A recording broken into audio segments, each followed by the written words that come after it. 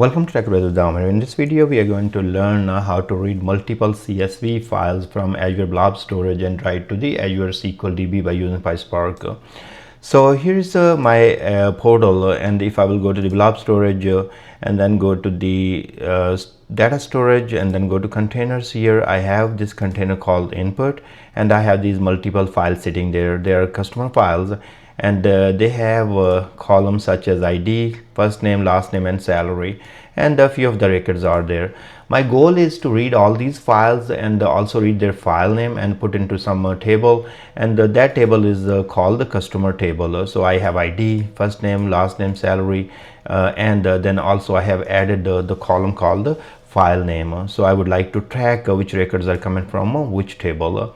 So I'm going to create this table, and this is created in the TechDB, and that's on Azure SQL database. So we will configure in the next steps. I'm going to read all those files and write to the our customer table.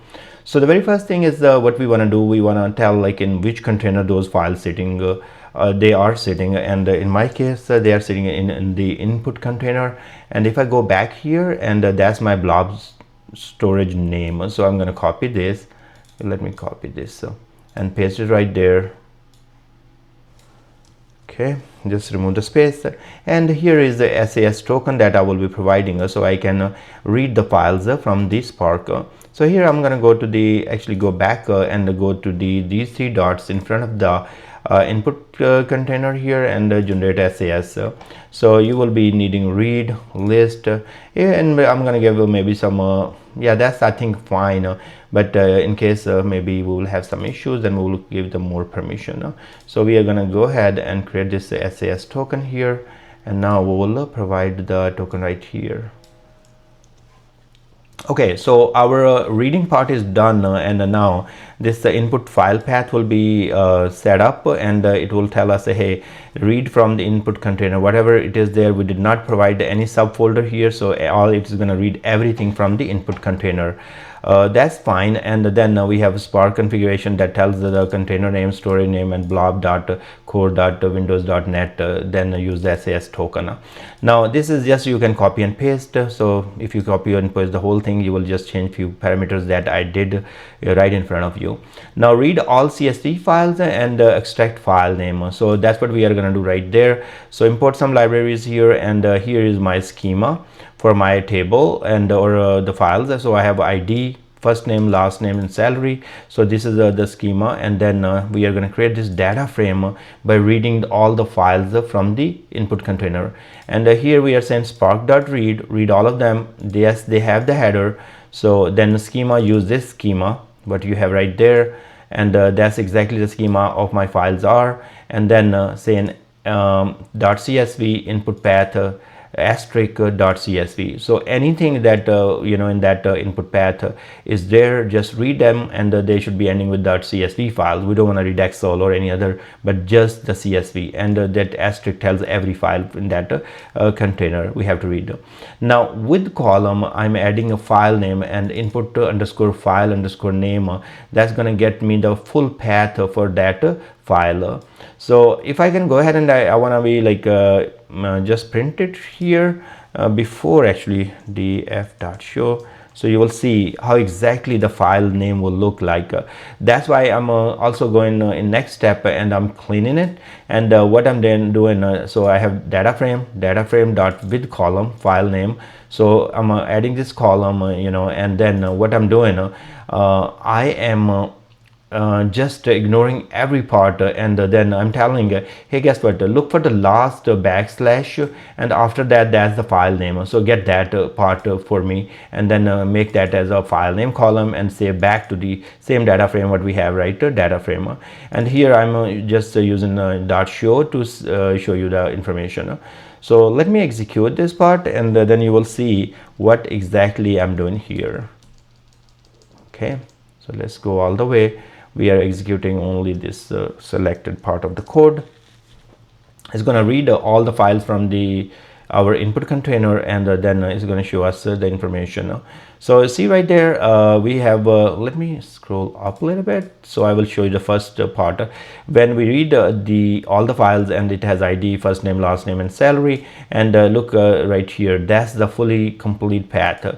So if you will open, I don't know if it will open. No, it's not going to open. So that's the full path. See, it has the input at the rate tech, and this and that is a complete path is there. But when I use that expressions, then I just got the file name out of it, because that's what I needed. So you will be using this expressions here, and that's going to take care of everything. You will get only the file name, from the entire path. Okay, that's fine. Now we need to write our data to the table. So what we need to do, we need the host name. So I'm going to go back here and just close this, go back to our home, and here is my server. So if I will click on the SQL server here, that's what we need to copy. So server name, and I'm copying there, and I'm going to paste it right there. The entire name will be exactly replace the whole thing, and your database name. So if I go back here and go to databases, and here is my TechDB, so I'm going to copy and just paste it there. So that will do it. And now we have a username, and I know that my username is SQL admin, and I know the password as well. Very simple password, I have it, so you guys can also hack. No, I'm just kidding. You will always have some nice strong password, but anyways, for my test I just use test123.